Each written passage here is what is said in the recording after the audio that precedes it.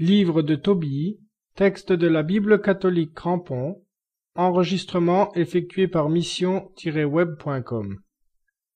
La traduction contenue dans cette édition de la Bible Crampon suit la Vulgate, version latine d'un texte chaldéen, mais tient aussi compte des autres textes. Chapitre 1. Tobie, de la tribu et d'une ville de Nephtali, qui est dans la Galilée supérieure, au-dessus de Naasson, derrière le chemin qui va au couchant, ayant à gauche la ville de Séphet, fut emmené captif au temps de Salmanasar, roi des Assyriens. Et, dans sa captivité même, il n'abandonna pas le chemin de la vérité. Tous les jours, il distribuait à ses frères, ceux de sa nation, captifs comme lui, tout ce dont il pouvait disposer. Et alors même qu'il était le plus jeune de ceux de la tribu de Nephtali, il n'y avait rien de juvénile en sa conduite. Aussi, tandis que tout le monde allait adorer les veaux d'or que Jéroboam, roi d'Israël, avait fait, lui seul fuyait la compagnie de tous, et il se rendait à Jérusalem, au temple du Seigneur où il adorait le Seigneur, Dieu d'Israël, offrant fidèlement les prémices et les dîmes de ses biens. Tous les 3 ans, il distribuait aux prosélytes et aux étrangers toute sa dîme. Il observait ces choses et d'autres semblables, selon la loi de Dieu, dès son jeune âge. Parvenu à l'âge d'homme, il épousa une femme de sa tribu, nommée Anne, et il en eut un fils auquel il donna son nom, et qu'il instruisit dès l'enfance à craindre Dieu et à s'abstenir de tout péché. Lors donc qu'il fut livré comme captif, avec sa femme et son fils, en la ville de Ninive, où était toute sa tribu, bien que tous les autres mangeassent des mets païens, il garda son âme pure, et jamais il ne se souilla par leur viande. Et parce qu'il se souvenait fidèlement du Seigneur, Dieu lui concilia la faveur du roi Salmanasar, qui lui donna pouvoir d'aller partout où il voudrait, avec liberté de faire ce qui lui plairait. Il allait donc visiter tous ceux qui étaient captifs et leur donnait des conseils salutaires. Étant une fois allé à Ragès, ville des Mèdes, avec 10 talents, provenant des largesses dont le roi l'avait enrichi, il vit, parmi le grand nombre de ses compatriotes, un homme de sa tribu, nommé Gabélus, qui était dans le besoin, et il lui donna contre un reçu cette somme d'argent. Longtemps après, le roi Salmanasar étant mort, Sénachérib, son fils, régna à sa place. Comme ce prince avait une grande haine contre les enfants d'Israël, Tobie allait visiter chaque jour tous ceux de sa parenté. Il les consolait et distribuait de ses biens à chacun selon son pouvoir. Il donnait à manger à ceux qui avaient faim, procurait des vêtements à ceux qui étaient nus et mettait un grand zèle à donner la sépulture à ceux qui étaient morts ou qui avaient été tués. Lorsque le roi Sénachérib, revenu de Judée en fugitif, après la défaite dont Dieu l'avait frappé pour ses blasphèmes, faisait mettre à mort, dans sa fureur, un grand nombre des enfants d'Israël, Tobie enterrait les cadavres. La nouvelle en ayant été apportée au roi, il ordonna de le mettre à mort et lui ôta tous ses biens. Mais Tobie prit la fuite avec son fils et sa femme, et, dépouillé de tout, il réussit à se cacher, parce qu'il avait beaucoup d'amis. 45 jours après, le roi fut tué par ses propres fils. Alors Tobie revint dans sa maison, et tous ses biens lui furent rendus. Chapitre 2. Après cela, une fête du Seigneur étant venue, et un grand repas ayant été préparé dans la maison de Tobie, il dit à son fils, « Va et amène quelques hommes de notre tribu, craignant Dieu, afin qu'ils mangent avec nous. » Son fils partit. À son retour, il lui annonça qu'un des enfants d'Israël, qu'on avait assassiné, gisait dans la rue. À l'instant, Tobie se leva de table et, laissant là le repas sans avoir rien mangé, arriva au cadavre, le prit et le rapporta secrètement à sa maison, afin de l'inhumer avec précaution après le coucher du soleil. Lorsqu'il l'eut caché, il prit son repas avec larmes et tremblements. au souvenir de cette parole que le prophète avait dite par le prophète Amos. Vos jours de fête seront changés en gémissements et en deuil. Puis, quand le soleil fut couché, il sortit et mit le corps en terre. Tous ses voisins le blâmaient en disant « On a déjà ordonné de te faire mourir pour ce sujet, et à peine as-tu échappé à cet arrêt de mort que tu recommences à donner aux morts la sépulture. » Mais Tobie, craignant plus Dieu que le roi, enlevait les corps de ceux qui avaient été tués, les cachait dans sa maison et les inhumait pendant la nuit. Un jour qu'il s'était fatigué à donner la sépulture aux morts, étant rentré à sa maison, il se jeta au pied de la muraille et s'endormit. Pendant qu'il dormait, il tomba d'un nid d'hirondelle de la fiente chaude sur ses yeux, et il devint aveugle. Dieu permit que cette épreuve lui arrivât, afin que sa patience, comme celle du saint homme Job, fût donnée en exemple à la postérité. Car, ayant toujours craint Dieu dès son enfance et observé ses commandements, il ne s'attrista pas contre Dieu de ce que le malheur de la cécité l'avait atteint. Mais il resta inébranlable dans la crainte de Dieu, lui rendant grâce tous les jours de sa vie. De même que les chefs de tribu insultaient au bienheureux Job, ainsi les parents et les amis de Tobie raillaient sa conduite en disant « Qu'est devenue ton espérance pour laquelle tu faisais des aumônes et donnais la sépulture aux morts ?» Tobie les reprenait en disant « Ne parlez pas ainsi, car nous sommes enfants des saints, et nous attendons cette vie que Dieu doit donner à ceux qui ne lui retirent jamais leur fidélité. » Anne, sa femme, allait tous les jours tisser de la toile et, par le travail de ses mains, elle rapportait pour leur entretien ce qu'elle pouvait gagner. Il arriva ainsi qu'ayant reçu un chevreau, elle l'apporta à la maison.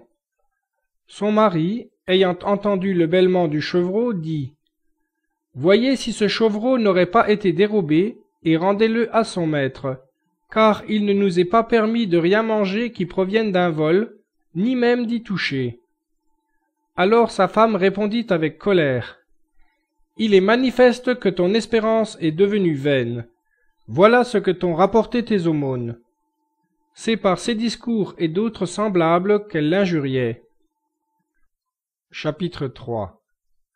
Alors Tobie, ayant poussé un soupir, commença à prier avec larmes en disant « Vous êtes juste, Seigneur.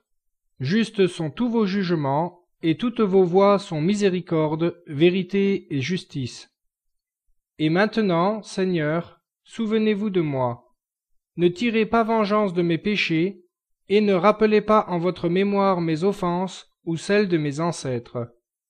Car nous n'avons pas obéi à vos préceptes. C'est pourquoi nous avons été livrés au pillage, à la captivité, à la mort, à la risée et à l'opprobre parmi toutes les nations au sein desquelles vous nous avez dispersés.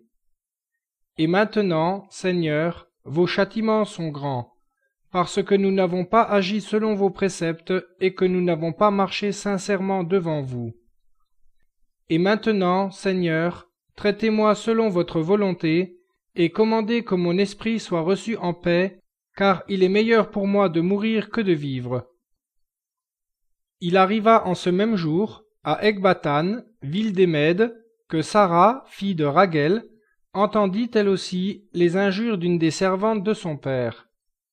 Car elle avait été successivement donnée en mariage à 7 maris, et un démon nommé Asmodée les avait fait mourir aussitôt qu'ils étaient venus auprès d'elle. Comme elle reprenait donc cette servante pour quelque faute, celle-ci lui répondit en disant « Que jamais nous ne voyions sur la terre ni fils ni fille de toi, meurtrière de tes maris. Veux-tu donc me donner aussi la mort, comme tu as déjà fait mourir 7 maris ?» À cette parole, Sarah monta dans la chambre haute de sa maison et y resta 3 jours et 3 nuits sans boire ni manger. Mais, persévérant dans la prière, elle suppliait Dieu avec larmes de la délivrer de cet opprobre. Le 3e jour, elle acheva sa prière et bénit le Seigneur en disant « Béni soit votre nom, ô Dieu de nos pères, qui, lors même que vous êtes irrités, faites miséricorde, et qui, au temps de la tribulation, pardonnez les péchés à ceux qui vous invoquent. Vers vous, Seigneur, je tourne mon visage, vers vous j'élève mes yeux. Je vous demande, Seigneur, de me délivrer des liens de cet opprobre, sinon de me retirer de cette terre. Vous savez, Seigneur, que je n'ai jamais désiré un mari, et que j'ai conservé mon âme pure de toute concupiscence. Jamais je n'ai fréquenté les jeux folâtres et n'ai eu de commerce avec les hommes de conduite légère. C'est dans votre crainte, et non pour suivre ma passion, que j'ai consenti à prendre un mari. Ou bien je n'étais pas digne d'eux, ou bien peut-être n'étaient-ils pas dignes de moi, car il se pourrait que vous m'ayez conservé pour un autre époux. Il n'est pas au pouvoir de l'homme de pénétrer vos desseins. Mais quiconque vous honore tient pour assuré que sa vie, si elle a été dans l'épreuve, sera couronnée, que s'il a été dans la tribulation, il sera délivré, et que si le châtiment est venu sur lui, il pourra obtenir votre miséricorde. Car vous ne prenez point plaisir à notre perte, mais après la tempête vous ramenez le calme, et après les pleurs et les larmes vous répandez la joie. Que votre nom, Dieu d'Israël, soit béni dans tous les siècles.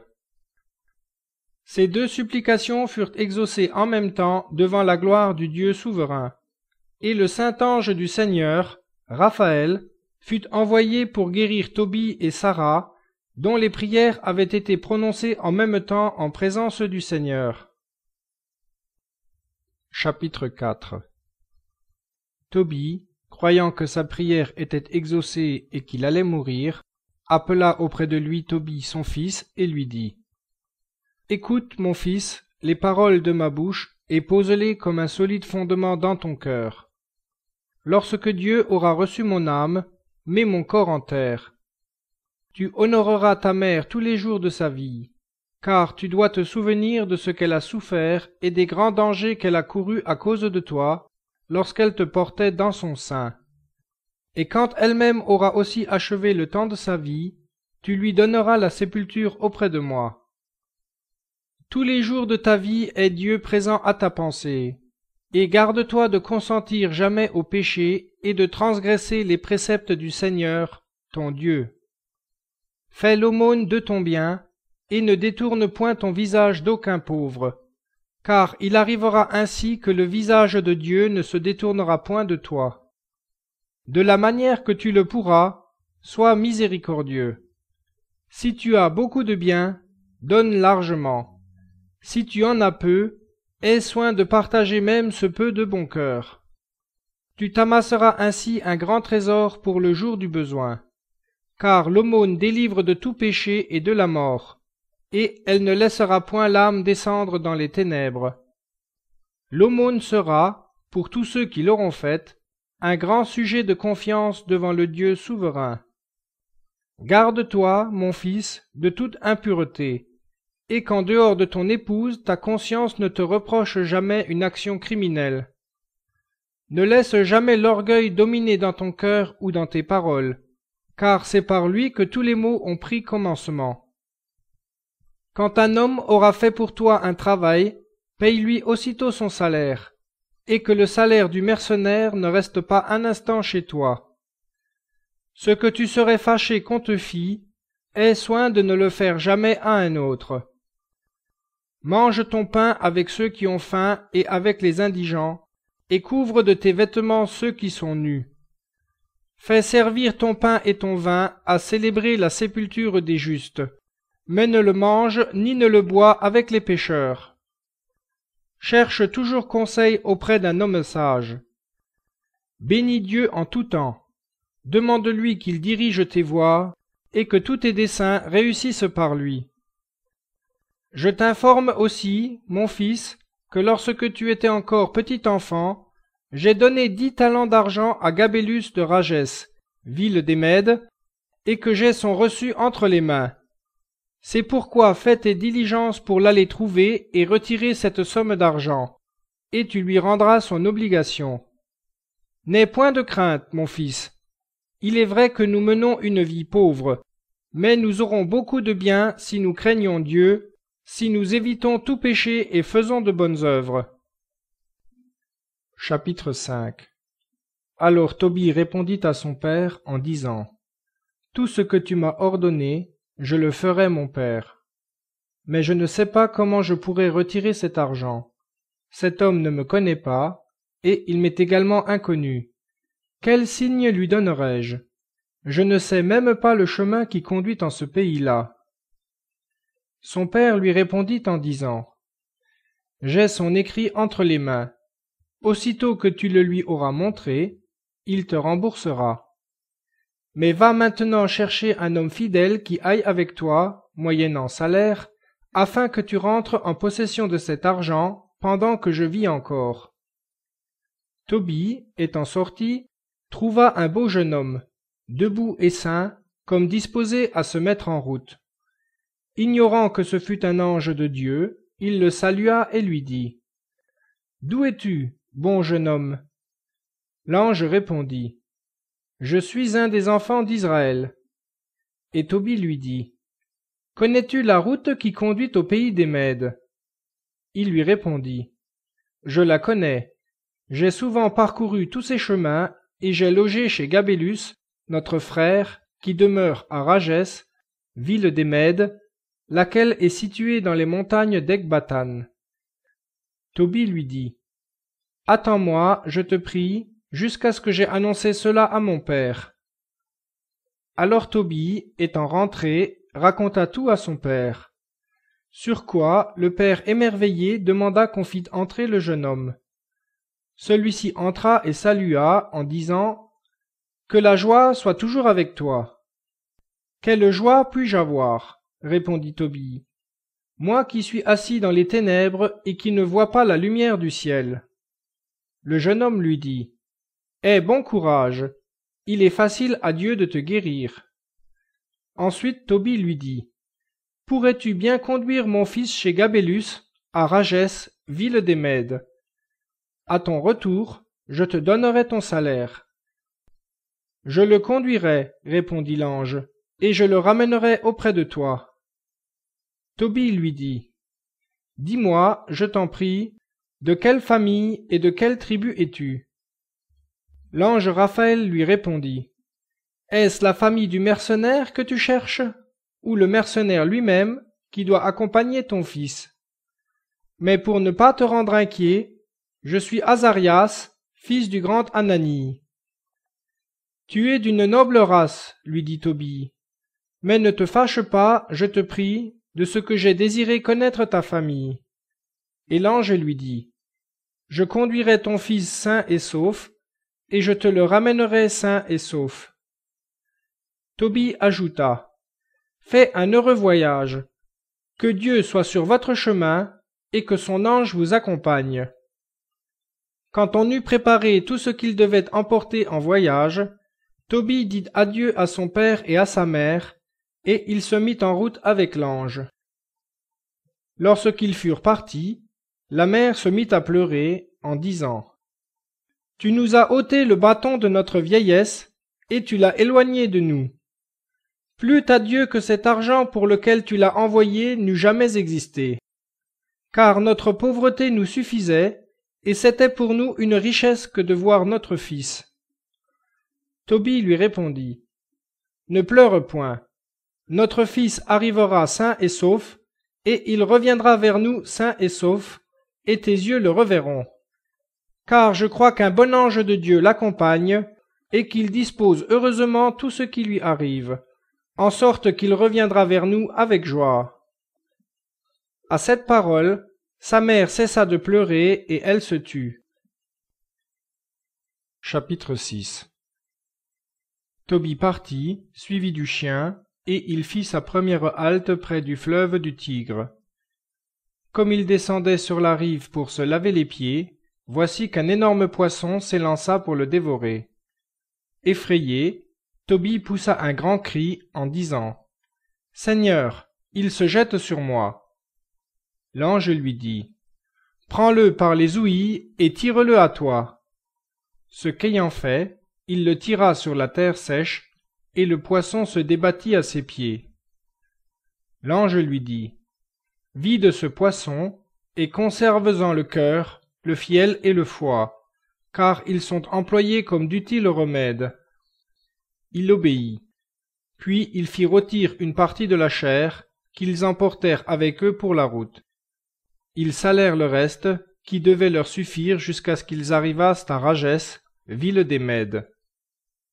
Et Tobie interrogea l'ange en disant : « Je te prie, Azarias mon frère, de me dire quelle vertu curative possèdent les parties de ce poisson que tu m'as commandé de garder. » L'ange lui répondit : « Si tu poses sur des charbons une petite partie du cœur, la fumée qui s'en exhale chasse toute espèce de démon, soit d'un homme, soit d'une femme, en sorte qu'ils ne peuvent plus s'en approcher. Et le fiel sert à oindre les yeux ouverts d'une taie, et il les guérit. » Tobie lui dit : « Où veux-tu que nous prenions du repos ? » L'ange lui répondit : « Il y a ici un homme appelé Raguel, de ta tribu et de ta famille. Il a une fille nommée Sarah, mais, en dehors d'elle, il n'a aucun autre enfant, fils ou fille. Tout son bien doit te revenir, et il faut que tu la prennes pour épouse. Demande-la donc à son père, et il te la donnera pour femme. » Alors Tobie répondit : « J'ai ouï dire qu'elle avait déjà épousé 7 maris, et qu'ils sont tous morts, et l'on m'a dit encore qu'un démon les avait tués. Je crains donc que la même chose ne m'arrive à moi-même, et que, étant fils unique de mes parents, je ne fasse descendre avec tristesse leur vieillesse dans le tombeau. » Et l'ange Raphaël lui dit : « Écoute-moi, et je t'apprendrai qui sont ceux sur lesquels le démon a du pouvoir. Ce sont ceux qui entrent dans le mariage en bannissant Dieu de leur cœur et de leurs pensées, pour se livrer à leur passion, comme le cheval et le mulet qui n'ont pas de raison. Sur ceux-là le démon a pouvoir. Mais toi, lorsque tu l'auras épousée, étant entré dans la chambre, vis avec elle en continence pendant 3 jours, et ne songe à autre chose qu'à prier Dieu avec elle. La première nuit, livre au feu le foie du poisson, et le démon s'enfuira. La seconde nuit, tu seras admis dans la société des saints patriarches. La troisième nuit, tu recevras la bénédiction promise à leur postérité, afin qu'ils naissent de vous des enfants pleins de vigueur. La troisième nuit passée, tu prendras la jeune fille dans la crainte du Seigneur, guidée bien plus par le désir d'avoir des enfants que par la passion, afin que tu obtiennes dans tes enfants la bénédiction promise à la race d'Abraham. » Chapitre 7. Ils entrèrent chez Raguel, qui les reçut avec joie. À la vue de Tobie, Raguel dit à Anne, sa femme : « Comme ce jeune homme ressemble à mon cousin. » Ayant ainsi parlé, il dit aux voyageurs : « D'où êtes-vous, jeunes gens, nos frères ? » Ils répondirent : « Nous sommes de la tribu de Nephtali, du nombre des captifs de Ninive. » Raguel leur dit : « Connaissez-vous Tobie, mon frère ? » « Nous le connaissons, » répondirent-ils. Et comme Raguel disait beaucoup de bien de Tobie, l'ange lui dit : « Tobie, dont tu nous parles, est le père de ce jeune homme. » Aussitôt Raguel courut à lui et l'embrassa avec larmes, pleurant à son cou. « Sois béni, mon fils, dit-il, car tu es fils d'un homme de bien, du meilleur des hommes. » Et Anne, sa femme, et Sarah, leur fille, versaient des larmes. Après qu'ils se furent ainsi parlé, Raguel fit tuer un bélier et préparer un festin. Et, comme il les engageait à s'asseoir pour le repas, Tobie dit : « Je ne mangerai ni ne boirai ici aujourd'hui, que tu ne m'aies d'abord accordé ma demande, et que tu ne me promettes de me donner Sarah, ta fille. » En entendant ces mots, Raguel fut saisie de frayeur, sachant ce qui était arrivé aux 7 maris qui s'étaient approchés d'elle, et il commença à craindre que pareil malheur n'arrivât encore à celui-ci. Comme il était dans cette incertitude, et ne donnait aucune réponse à la demande de Tobie, l'ange lui dit : n'appréhende point de donner ta fille à ce jeune homme, car c'est à lui, qui craint Dieu, qu'elle doit appartenir comme épouse. Voilà pourquoi aucun autre n'a pu la posséder. » Alors Rachel dit, « Je ne doute pas que Dieu n'ait admis en sa présence mes prières et mes larmes, et je crois qu'il vous a fait venir vers moi, afin que ma fille épousât son parent, selon la loi de Moïse. N'aie donc plus de doute que je te la donne. » Et prenant la main droite de sa fille, il la mit dans la main droite de Tobie, en disant, « Que le Dieu d'Abraham, le Dieu d'Isaac et le Dieu de Jacob soit avec vous. Que lui-même vous unisse et qu'il répande sur vous sa pleine bénédiction. » Puis, ayant pris du papier, ils rédigèrent l'acte du mariage. Après quoi, ils prirent part au festin, en bénissant Dieu. Rachel appela Anne, sa femme, et lui ordonna de préparer une autre chambre. Elle y conduisit Sarah, sa fille, qui se prit à pleurer. Et elle lui dit, « Aie bon courage, ma fille, que le Seigneur du ciel te donne la joie à la place du chagrin que tu as éprouvé. » Chapitre 8. Le repas achevé, ils conduisirent le jeune homme auprès de Sarah. Tobie, se ressouvenant des paroles de l'ange, tira de son sac une partie du foie et la posa sur des charbons ardents. Alors l'ange Raphaël saisit le démon et l'enchaîna dans le désert de la Haute-Égypte. Et Tobie exhorta la jeune fille en lui disant, « Sarah, lève-toi et prions Dieu aujourd'hui, demain et après-demain. Durant ces 3 nuits nous serons unis à Dieu, et, après la 3e nuit, nous vivrons dans notre mariage. Car nous sommes enfants des saints, et nous ne pouvons pas nous unir comme les nations qui ne connaissent pas Dieu. » S'étant donc levés ensemble, tous deux prièrent instamment Dieu de leur accorder la santé. Tobie dit, « Seigneur, Dieu de nos pères, que le ciel et la terre, que la mer, les fontaines et les fleuves, avec toutes vos créatures qu'ils renferment, vous bénissent. Vous avez fait Adam du limon de la terre, et vous lui avez donné Ève pour compagne. Et maintenant, Seigneur, vous savez que ce n'est point pour satisfaire ma passion que je prends ma sœur pour épouse, mais dans le seul désir de laisser des enfants qui bénissent votre nom dans tous les siècles. » Sarah dit aussi, « Ayez pitié de nous, Seigneur, ayez pitié de nous, et puissions-nous tous deux ensemble arriver à la vieillesse dans une parfaite santé. » À l'heure du chant du coq, Rachel commanda qu'on fît venir ses serviteurs, et ils s'en allèrent avec lui pour creuser une fosse, car il disait, « Il pourrait bien lui être arrivé la même chose qu'aux 7 autres maris qui sont allés auprès d'elle. » Lorsqu'ils eurent préparé la fosse, Rachel revint vers sa femme et lui dit, « Envoie une de tes servantes pour voir s'il est mort, afin que je le mette en terre avant qu'il fasse jour. » Anne envoya une de ses servantes. Celle-ci, étant entrée dans la chambre, les trouva sains et saufs, pareillement endormis. Étant retournée, elle annonça cette bonne nouvelle. Et Rachel et Anne, sa femme, bénirent le Seigneur en disant, « Nous vous bénissons, Seigneur, Dieu d'Israël, car le malheur que nous redoutions n'est pas arrivé. Vous avez usé envers nous de miséricorde, et vous avez éloigné de nous l'ennemi qui nous persécutait. Vous avez eu pitié de 2 enfants uniques. Faites, Seigneur, qu'ils vous bénissent de plus en plus, et qu'ils vous offrent un sacrifice de louange pour leur préservation, afin que toutes les nations reconnaissent que vous seul êtes Dieu sur toute la terre. » Aussitôt, Rachel commanda à ses serviteurs de combler avant le jour la fosse qu'ils avaient faite.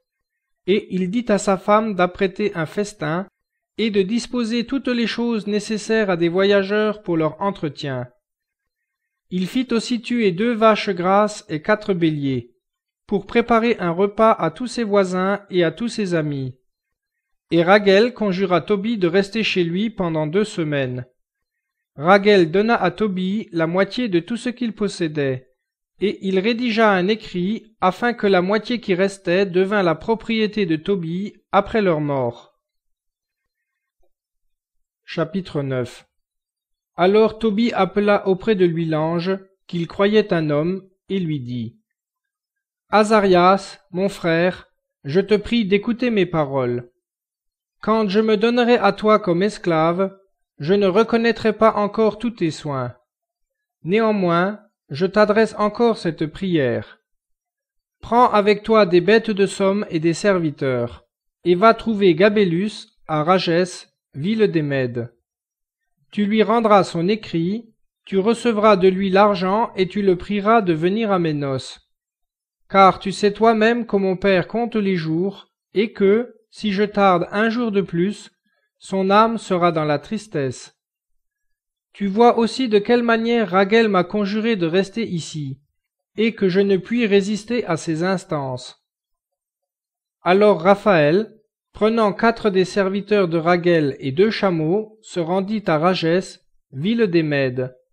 Ayant trouvé Gabélus, il lui rendit son billet et en reçut tout l'argent.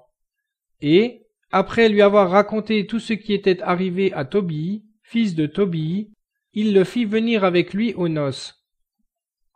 Lorsque Gabélus entra dans la maison de Rachel, il trouva Tobie à table.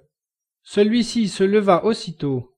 Ils se baisèrent mutuellement, et Gabélus pleura et bénit Dieu en disant: Que le Dieu d'Israël te bénisse, car tu es le fils d'un homme excellent, juste et craignant Dieu, et faisant beaucoup d'aumônes. Que la bénédiction se répande aussi sur ta femme et sur vos parents. Puissiez-vous voir vos fils et les fils de vos fils jusqu'à la 3e et la 4e génération. Que votre postérité soit bénie du Dieu d'Israël, qui règne dans les siècles des siècles. Tous ayant dit Amen, ils se mirent à table, et c'est dans la crainte de Dieu qu'ils firent le festin des noces. Chapitre 10. Pendant que Tobie différait son départ à cause de ses noces, son père Tobie était rempli d'inquiétude. D'où vient, se disait-il, le retard de mon fils?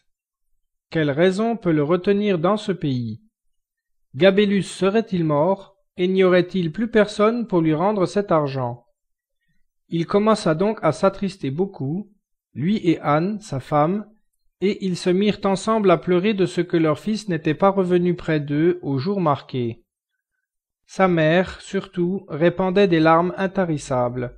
« Hélas, hélas, mon fils, disait-elle, pourquoi t'avons-nous envoyé si loin, toi qui étais la lumière de nos yeux, le bâton de notre vieillesse, la consolation de notre vie et l'espérance de notre postérité?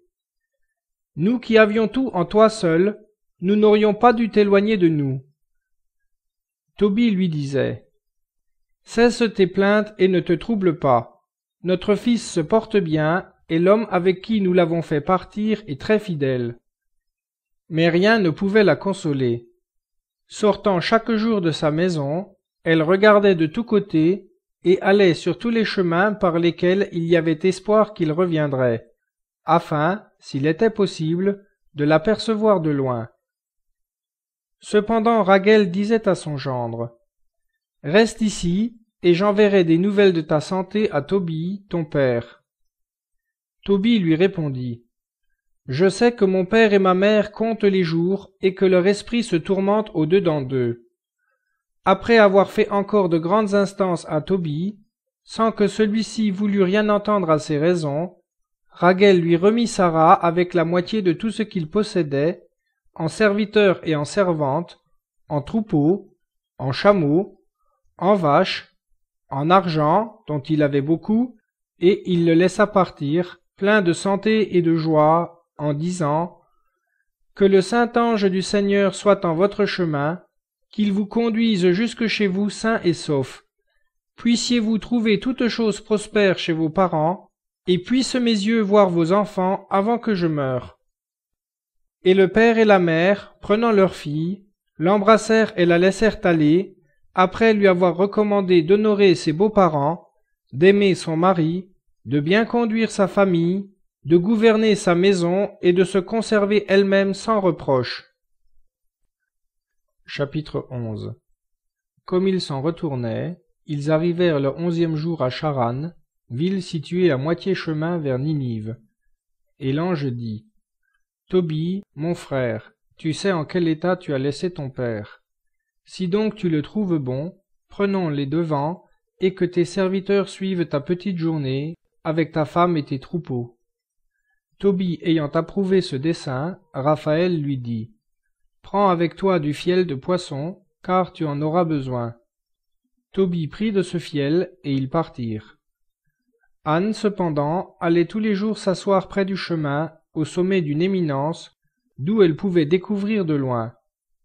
Et comme elle épiait de là l'arrivée de son fils, elle l'aperçut dans le lointain qui revenait, et, l'ayant reconnu, elle courut l'annoncer à son mari en disant: Voici ton fils qui arrive. En même temps, Raphaël dit à Tobie: Lorsque tu seras entré dans ta maison, adore aussitôt le Seigneur, ton Dieu, et lui rends grâce. Puis, t'approchant de ton père, tu le baiseras et tu étendras tout de suite sur ses yeux de ce fiel de poisson que tu portes avec toi. Car sache que ses yeux s'ouvriront à l'instant, et que ton père verra la lumière du ciel, et que ta vue le comblera de joie. Alors le chien qui les avait accompagnés dans le voyage courut devant eux, comme pour apporter la nouvelle, caressant de la queue et tout joyeux. Et le père aveugle se leva et se mit à courir. Et, comme il heurtait des pieds, il donna la main à un serviteur pour aller au-devant de son fils. Le prenant dans ses bras, il le baisa, ce que fit aussi sa femme, et tous deux versaient des larmes de joie. Après qu'ils eurent adoré Dieu et lui eurent rendu grâce, ils s'assirent. Aussitôt Tobie, prenant du fiel du poisson, l'étendit sur les yeux de son père. Au bout d'une demi-heure environ d'attente, une taie blanche, comme la pellicule d'un œuf, commença à sortir de ses yeux. Tobie la saisit et l'arracha des yeux de son père, et, à l'instant, celui-ci recouvra la vue. Et il rendait gloire à Dieu, lui et sa femme, et tous ceux qui le connaissaient. Tobie disait: Je vous bénis, Seigneur, Dieu d'Israël, parce que vous m'avez châtié et que vous m'avez guéri. Et voici que je vois mon fils Tobie. 7 jours après arriva aussi Sarah, la femme de son fils, avec tous ses serviteurs en bonne santé, avec les troupeaux et les chameaux, et tout l'argent de son mariage et celui qu'avait rendu Gabélus. Et Tobie raconta à ses parents tous les bienfaits dont Dieu l'avait comblé par l'homme qui l'avait conduit. Achior et Nabath, parents de Tobie, vinrent le trouver, plein de joie, et le félicitèrent de tous les biens que Dieu lui avait faits. Et pendant 7 jours, mangeant ensemble, ils se livrèrent à de grandes réjouissances. Chapitre 12. Alors Tobie appela auprès de lui son fils et lui dit: Que donnerons-nous à ce saint homme qui t'a accompagné dans ton voyage? Tobie répondit à son père: Mon père, quelle récompense pouvons-nous lui offrir? Y a-t-il quelque chose qui soit en rapport avec ses services? Il m'a conduit et ramené sain et sauf. Il a été lui-même recevoir l'argent de Gabélus. Il m'a fait avoir une femme, dont il a éloigné le démon, et il a rempli de joie ses parents.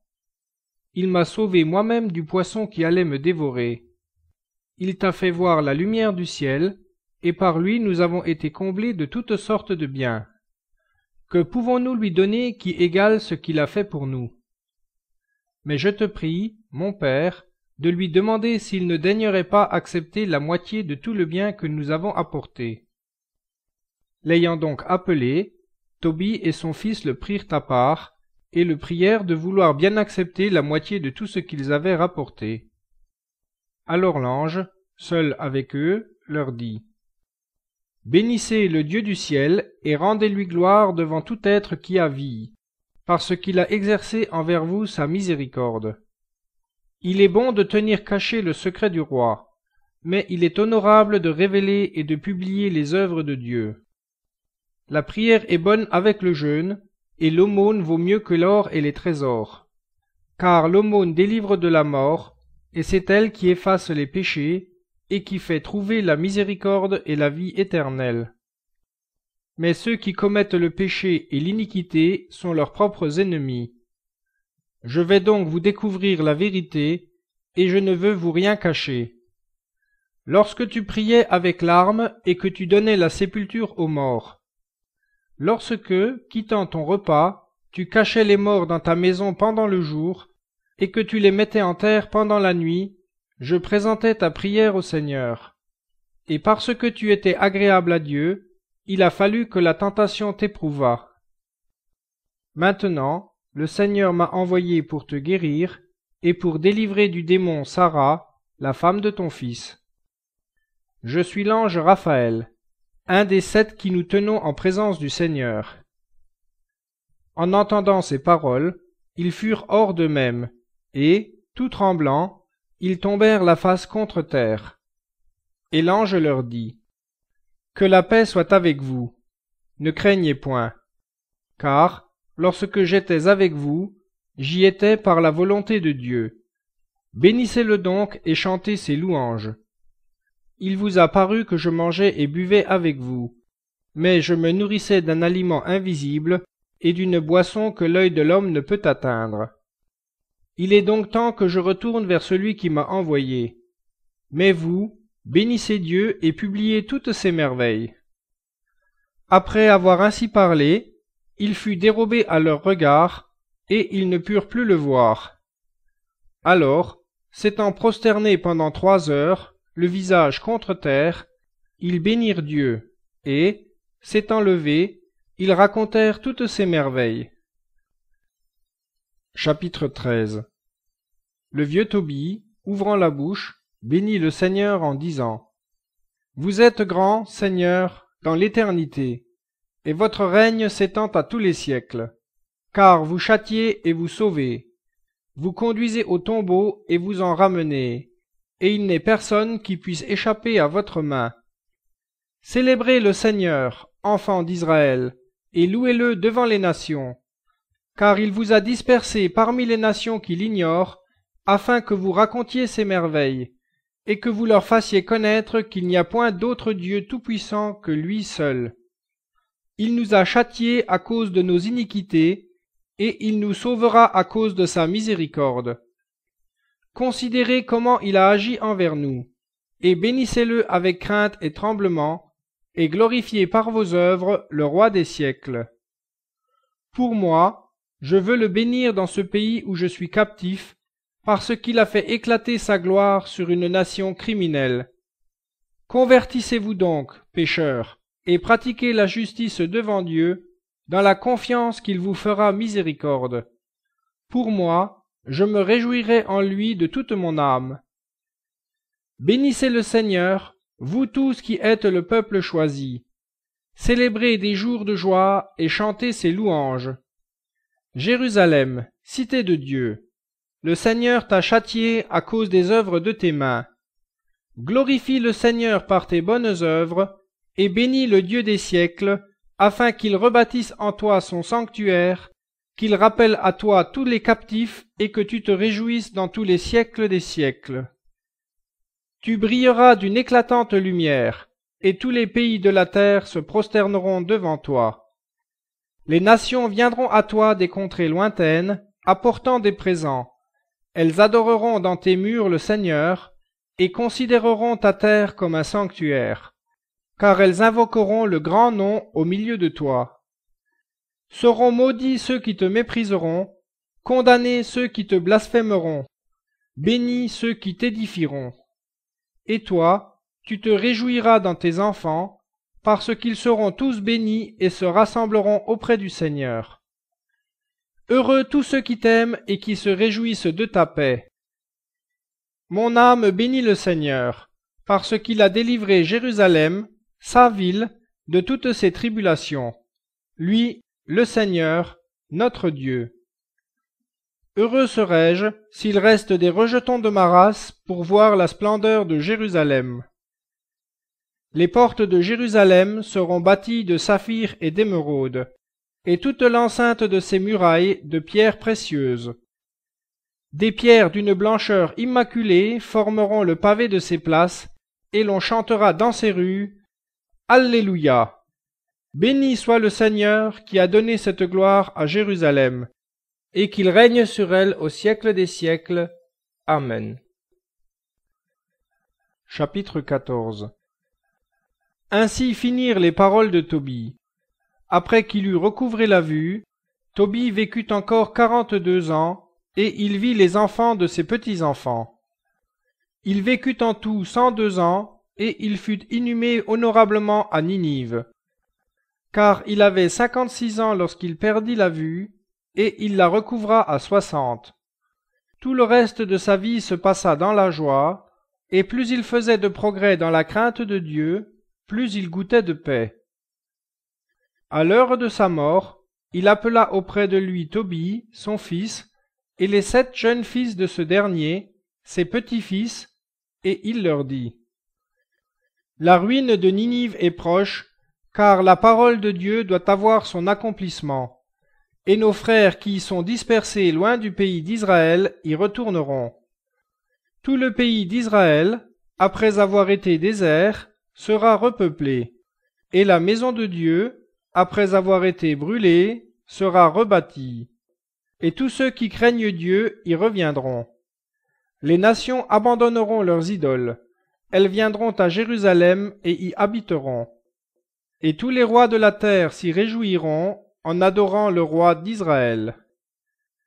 Écoutez donc, mes enfants, votre Père. Servez le Seigneur dans la vérité, et efforcez-vous de faire ce qui lui est agréable. Recommandez à vos enfants de pratiquer la justice et de faire des aumônes, de se souvenir de Dieu et de le bénir en tout temps, dans la vérité et de toute leur force.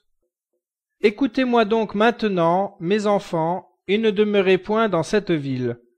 Mais le jour même où vous aurez inhumé votre mère auprès de moi dans un même sépulcre, mettez-vous en route pour sortir d'ici, car je vois que l'iniquité de Ninive amènera sa ruine.